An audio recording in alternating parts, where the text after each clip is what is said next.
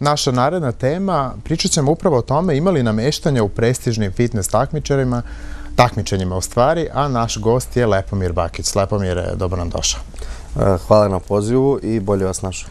Reci mi ovako, naravno, ima li nameštanja u tim prestižnim takmičenjima? Ti si, naravno, često, bukvalno onako u samom vrhu, je li tako? Da. Pa da vam kažem pravo, posebno na tim velikim takmičenjima gdje ne bi trebalo to da se dešava, mi imamo najveću pojavu toga i da bi pobedio tamo neko ko je njima nepoznat ili nema neku podršku i zaleđenu lobi za sebe, da neka jaka firma ga sponzoriše i stoji iza njega, mora da bude za jedno 5 stepenika bolji u odnosu na drugog, toliko očigledno da oni ne mogu da ga pokradu. A ako ste tu negde i bolji si, oni uvijek mogu da kažu, kao sad na mom takmičenju što su za mene rekli sudije, predsjednik sudijske komisije je rekao da sam ja bio bolji, ali imao i 2 zamerke. Koja su? Prva zamerka je bilo, kaže, presentation on stage. Znači, prezentacija na bini. To je znači da ja u svim mojim pozama ja moram da se smejem, da budem lagodan, da imam dobar odnos sa publikom i da ne budem namršten kao što sam ja kada poziram i samouveren i onako ozbiljan, već da imam taj odnos osmeha. Kaže, sad se to gleda isto. I druga zamerka je bila moja boja koja je bila suviše tamna, premat. Znači nisam stavio dovoljno onog sjaja, glazera, jer mi imamo farbanje pre takmičenja, bojanje, i posle toga ide sjaj, jedan fini premaz da se konture mišića bolje ocrtavaju. I kao bio sam suviše taman i jednostavno moja definicija se nije toliko videla. Kasnije, upravo je on, ja sam gledao slike, jeste to tako bilo, ali forma moja i konkurenta koji je mene pobedio je nebo i zemlje. Ja to i dan danas otvoreno tvrdim i uvek ću reći da on nikada nije bio bolji od mene. Ali eto, kao jednoglasno odlukom drugo mesto, ja sam u tom trenutku bio jako strašno razočaran. Nastao je jedan klip koji je posle toga obišao Srbiju. Da, bukvalno je izazvao burne reakcije. Burne reakcije svih medija, neki su to jedva i dočekali, pošto eto sa nekima nisam baš u dobrim odnosima zbog nekih mojih stavova javnih koje izlažem i propagiram.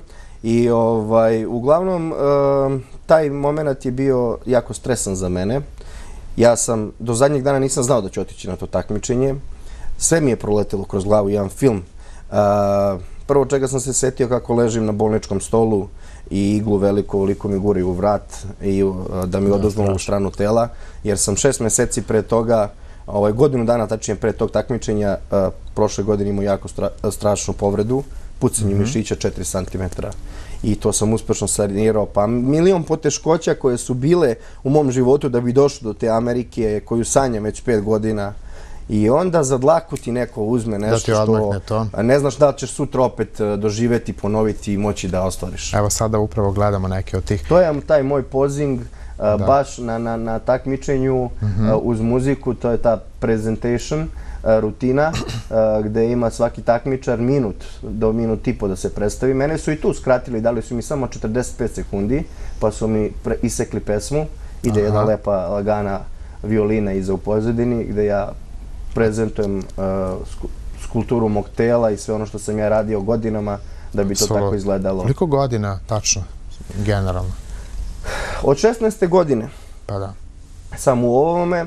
Prvi put na bini sam bio sa 18 godina, davno je 2005. i odmah sam postao šampion Srbije tada. Da. I od tada nikada nisam izgubio na našim takmičenjima. Evo vidite, ovaj momak drugi sa leva na desno je pobedio. Pogledajte njega, da. Prvi, drugi sa leva na desno, sredina i onda sam ja, plave gaće. Da, on je pobedio, zaista je on bio svetliji, ovdje i namazaniji, bolje i to, ali vi ne možete da poredite njegovu nogu i moju nogu, recimo, koja je mnogo veća i definisanija. Celokupno moje telo je i masivnije i definisanije u boljoj formi nego njegovo. Ali, eto, Bože moj, oni kažu da je on bio bolji. Da li je i Arnold bio tu prisutan? Arnold, on je bio, šeto je to obilazio, to je sajam, to traje 5 dana, to je jedan veliki expo. Kažu da je oko 2 miliona ljudi prođe u Kolumbusu gde se održava, to je država Ohio u Americi, na tom takmičenju toliko je tih, samo takmičara je bilo 2017. Znači 2017 konkurenata je bilo na celom takmičenju, u mojoj kategoriji 26. 26, da. I onda kad ti to odmah... Ja smatram da je to veliki uspeh, međutim ja kao šampion i kao neko ko nikada nije zadovoljan i koji stalno želi još bolje, jače, brže, imam parolu koja kaže uvek može bolje, normalno da nisam zadovoljan. Da sam zadovoljan, ja bih se zadovoljavao i nekim prosječnim stvarima u mom životu koje sam ostvario do sada. Apsolutno. Ja želim i dalje da napredujem u svakom pogledu. Želiš da budeš najbolji. Tako je, želim da budem najbolji i ostvarit ću to jednog dana. Ja znam da to moje telo može, čak i ovako kako je sada trenutno uskraćeno, odnosno felerično za taj levi latissimus mišić koji je pokidan u 4 cm. Ja sam fenomen, moram da kažem, koji se posle svega toga vratio na binu, a bile su prognoze da možda nikada više neću moći da dižem teret i tegove i da vežbam tako kako bi trebao da vežbam. I dalje ja osjećam posledice, 80% mi je ova strana, 20% mi je ova strana slabija u odnosu na ovu desnu koja je čitava i zdrava. A koliko ti je trebalo vremena da se spremiš za ovo takmičenje? Da vam kažem iskreno, ljudi neće verovati ako ja kažem da sam ja 6 meseci pravio pauzu od treninga zbog te povrede. Dobro. I 6 meseci krenuo da se vraćam u formu i da sam za 2 meseca finiša napravio ovo od sebe. Da. 4 meseca mi je trebalo otprilike da se povratim, da mogu da dižem tegove, da mogu zgib da uradim. Ja nisam mogu nijedan zgib da uradim, nisam mogu pola vežbi da radim, jer meni ova ruka bila totalno u offside. Znači, jednostavno, ona nije imala snagu i funkciju jer je 6 meseci bila, nije gips, ali langeta. Da. Reci mi, kako reaguješ na ove neke, pošto naravno čitamo na raznim portalima i tako dalje, naravno i u pisanim medijima, pa kako reaguješ i kako se suočavaš sa tim ljudima vezano za prozivke? Jer u svakom poslu ima naravno toga, ali evo i u tvom. Pa nažalost, ja stalno pričam o tome i potenciram razliku između nekih klasa u društvu i ljudi. Mi smo zemlja koja totalno zastranjuje iz dana u dan, ne znam zašto. Neki trendovi su čudni naišli. Poštuju se, vrednuju se neke druge vrednosti, kao što sam i ja, se okušao u tom jednom realitiju. Ja sam morao da uđem u reality, da bi bio dostupan širokim masama ljudi i populacijama, da bi za mene i ona baba i deda na ulici, penzioneri i oni klinci po školama, doduše moja publika jesu momci koji kreću u pubertet da vežbaju i tako dalje, ali da bi ljudi koji su dole negde u nekom mestu van Beograda čuli za mene, videli, koji po ceo dan gledaju TV i gledaju te proklete reality programe. Ja sam bio prinuđen i nisam mogao da dopustim da neka tamo igračica, pevačica, ne znam, nija kafanska, šta već, starleta. Pevačica je dobro, ali da. Ajde, pevačica je neko zanimanje. Ovo je starlete i to je neki modni trend koji je nov, koji je kod nas počeo da pre 2-3 godine da tako kulminira. Dominira, da. Da ne dozvolim da takvi ljudi dobijaju prostora u medijima i u javnosti, budu poznati kao viđene neke zvezde, jer smatram da svako ko se bavi nekim časnim, poštenim poslom, koji je svojim trudom i radom stekao mnogo, zalaganjem višegodišnjim, učio školu, vežbao, trenirao, išao na glumu, slikao, pevao, znači uzdizao se kulturno i na neki način da ljudi mogu u njemu da vide neki potencijal, odnosno neku inspiraciju, i da se motivišu na taj način, trebaju da budu u medijima, da pričaju na koji način su to ostvarili, došli, kako su uspeli i tako jednostavno da u njima ljudi vide idole, a ne u nekim robijašima, kriminalcima itd. Ali reci mi, da li si uspeo to u tom realitiju da prikažeš sebe u svetlu u kojem si želeo? Nažalost nisam, ja moram priznati da je to moj promašaj, poraz. Jednostavno... Da, znamo da si želeo i da izađeš i pre vremena. Ja sam tamo i rekao, vi ste ovde skupina šljama i ološa gde ja ne pripadam i ja želim i molim moje glasače i ljude koji smatruju da sam ja korektan i okej momak, da taj novac sačuvaju za sebe, tih 5-10 dinara koliko je poruka, da ne šalju nekome u tuđe džepove. Ako već žele nešto da urade sa tim parama, eto, ne pošalju poruku na neki tamo broj za humanitarne svrhe i deca umeteno razvoju i tako dalje, da. I šta da kažem drugo, jednostavno, možda smo i mi sami željni toga, tih realitija. Mi sami to tražimo. A nisu televizije lude i urednici koji guraju tu priču. Ta priča pije vodu. Naš narod to hoće, nažalost. Ako želi, treba im dati. Ja sam za uvek. Ali da li bi ponovo možda to ušao u neki od tih reality programa? Da. Samo pod jednom uslovom, da bude fair borba, poštena borba, bez nameštanja, bez prevara, bez povlašćenih. Kao što je tamo bio neko povlašćen, koji je dobar s produkcijom u dogovoru, pa je mogao da izađe kad hoće, mogao da telefonira, čitao novine i sam se hvalio da je čitao novine, a nama, meni nije bilo dozvoljeno ništa. Iako su mi bili obećali jedan poziv da zovem sina Davida, kog pozdravljam, on me gleda sad. Veliki pozdrav. I nisu mi ni to dozvolili. Baš sam to htio da te pitam vezano za sina. Da li je istina da svaku medalju onako posvećaš apsolutno njemu? On je izvor svih mojih motivacija. Ljudi me često pitaju kako uprko svemu što mi se dešava u životu i toliko ljudi sa kojima sam se zamerio. Ja sam se zamerio i vlasti, i sistemu, i državi, i policiji, i svima. Policiji, da. Jer sam radio tamo, sad se sudim sa njima, dobio sam ih. Iako su me oni isterali, ja sam ih dobio na sudu, sad čekam da me oni vrate. Međutim, oni odugovlače, to je proces. Imaju pravo na neke žalbe. Imaju pravo na žalbu, sad će to da traje još 1 godinu dana, 2, ali više sebe ne vidim u tom pozivu, jer jednostavno... ušao sam u neki drugi tok i priču i mislim da je sport jedina stvar koja je na ovom svetu još ostala da je vredna truda i rada, sve ostalo je relativno karaktera. A koliko, recimo, vremena posvećaš upravo sportu, naravno? Koliko treniraš tokom nedelje? Bodybuilding. Da. Čudan sport. 24 časa. Traje bodybuilding. Mi gradimo sebe. Ja i ti gradimo sada sebe. Ja gradim karijeru, ti gradiš isto također tvoju, gradimo imidž. Svakim momentom mog života ja živim bodybuilding. Nadograđuješ sebe, da. Ne samo body, telo. Body and mind, glava, nadograđujem telo, glavu, karakter, psihu jačam. Da bi bio bodybuilder vrhunski, moraš da imaš jako dobar mentalni sklop. Ne možeš da budeš padavičar, tremaroš, da ne veruješ u sebe. Moraš uprko svemu da ideš dalje. Koliko god da te sapliću, da ne odustaneš. Uspeh ti je zagarantovan jednog dana. Ako ništa, ti pobedi sebe. Da, moraš i sebe da pobedi sebe, tvoj protivnik si ti. Moj protivnik je uvek onaj Lepomir Bakić sa posljednjeg takmičenja kog smo malo pre videli. Ja sada kad budem ponovo nastupao, suprotstavit ćeš se njemu. Ja samo želim njega da dobijem, da budem bolji od onog Lepomira. Bolji namazani i smejaću se na bini, prezentovat ću to kako treba i eto zadovoljit ćemo i taj sudijski žiri svetski, međunarodni, pa ćemo da vidimo možda ne bude ni jedan Španac više, pošto su Španci tamo najprivilegovaniji, jer je predsjednik te komisije Španac. A reci mi, naravno, što se ishrane tiče, evo kako, moram da čujem nešto više o tome. Šta bi ti evo i savjetovao i meni? Sad moram da to kažem samo ljudima koji gledaju nas danas.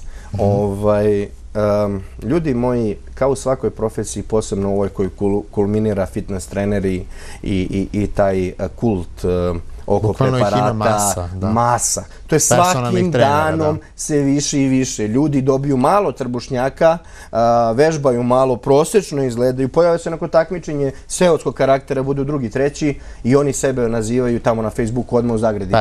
Personal fitness treneri, prodaju priču, savete neke. Kada želite da popravljate automobil ili zube, vi kad birate vašeg zubara, automehaničara, vi prvo odete kod njega, pogledate kako on izgleda, šta on vozi, kakav mu je vozni park došao, kakvi ljudi kod njega ostavljaju auto. Ako je to dobro i zadovoljavajući, ako su njegovi zubi lepi kao zubaru koji vama želi da popravi zube, vi dođete, pogledate go, nema pola zuba. Kako ja njemu da prepustim sebe kad on sebe nije umeo da sredi? Znači, pođimo od toga kako ljudi su redili sebe, svoj život i svoje telo. Šta su napravili od drugih? Pokaži mi neku transformaciju, da si ti uspeo da uradiš nešto sa nekim drugim. Pa onda pričaj priču. A to danas fitness diplomu završiti je za 2 nedelje. platite bukvalno 500-600 nedelje, evra i evo sad ja tebe mogu da regrutujem da ideš da završiš na DIF-u isti taj kurs i da se zoveš personal trener. Da. Me shvataš što hoću da ti kažem? Znači, pazite šta radite, pazite od koga kupujete preparate, koje preparate koristite, pazite od koga dobijete savete, ko vam drži treninge. Normalno potenciram i uvek ću biti za vežbanje i drago mi je da je sve više ljudi koji ulaze u tu priču, pa ja sam zaslužan zbog toga što je to tako. Ja sam 2010. prvi se probio od bodybuildera i ekspanzirao u javni život i pojavio si na RTS-u i na svim televizijama, u Dnevniku i imao emisije i sve. I samo sam pričao bodybuilding. Šta je to bodybuilding? Da razbijem mit kod Srba i Balkanaca, da bodybuilderi nisu glupi ljudi koji rade sport dizanja tegova ili to zbog nekog da kažem, rada na obezbeđenju ili da bi nekoga strašili, plašili ili šetali se, pokazivali svoje telo u cilju nekog zastrašivanja ili ne znam ja, kad vidiš, kažeš vidi ovu seljačinu, recimo, tako naš narod kaže. Da bi pokazao da to ne može svako da radi, da je to jedan sistem vrednosti, skupina aktivnosti koji čovek preduzima u cilju napredovanja konstantnog. Samim tim, ako odemo na veću distancu i budemo taj trener, onda je to još kompleksniji posao preneti znanje nekome i napraviti nekoga da izgleda po želji, ostane zdrav i bude srećan sa samim sobom i sa svojim životom, jer normalno je poznato da kad smo zadovoljni, kad se pogledamo u gledalo, lepo izgledamo i srećni smo i lepi smo, imamo više samopouzdanja, lučimo hormone zadovoljstva i to je umeće uraditi, pomoći nekome da napreduje. Ja sam dosta samim, ne samo radom kao lični trener, već i ovim mojim govorima, motivacijom, svakodnevnim klipovima koje ja izbacujem. Mnogo ljudi svaki dan meni piše i hvala ti što si mi pomogao da ostavim cigare, alkohol, da ne izlazim više, da se posvetim sebi, treningu. Ostavila me devojka, ostavila me žena. U tebi sam video izvor snage i motivacije i samo želim da se zahvalim. To je jako veliki moj uspeh. To zaista imponuje, ali tako? Kako da ne? To je najveći moj uspeh. Svi ti fanovi, preko 50.000, moji koji su stalno uz mene, koji prate svaki moj korak i kada sam padao, oni su me napustili i tako dalje. Koliko si pristao na društvenim mrežama, eto, naravno, koliko stigneš da im odgovoriš, da im daš neke savete, jer ne mogu svi da dođu, eto, kod tebe možda na trening, ali tako? Imam svoj lični profil na Facebooku, tamo sam stalno, ali tu ne dodajem nikoga koga ne poznajem lično. Znači, tu imam negde oko 1000-1500 ljudi koje znam u glavu i sa njima sarađujem. Postoje moja fan stranica, moj website www.lepomir.com i Instagram profil na kojima sam da kažem dostupan široj populaciji javnosti. Sve zajedno negdje imam preko možda 60-70.000 ljudi koji su tu, prate šta ja radim. Svaki dan objavim neku sliku s treninga, forme, iskrene šta jedem, napišem neki savjet ili tako kako se osjećam. To je u stvari najbolja reklama, možda i bolja nego evo neka medijska, ali tako? Pa danas da. Danas sve prelazi na internet. Vidite, za taj trend kod nas fitness bodybuilding je bio nepoznat. Postoji jedan forum, Extreme forum, na kome su ljudi razmenivali iskustva. To su bili fanatici koji vole da idu u teretanu. Danas bodybuilding, fitness, oni to nazivaju fitness, ali to je bodybuilding. Preteča svega je Arnold Schwarzenegger bodybuilding. Od toga je sve nastalo. I zumba, i skakanje, i aerobik, i ovo, i ono, i fitness, i fit model, i ovo, i ne znam ja, body fitness, i tako dalje. Sve je to izvorna grana bodybuildinga kao umetnosti, kao sporta, ekstremnog sporta.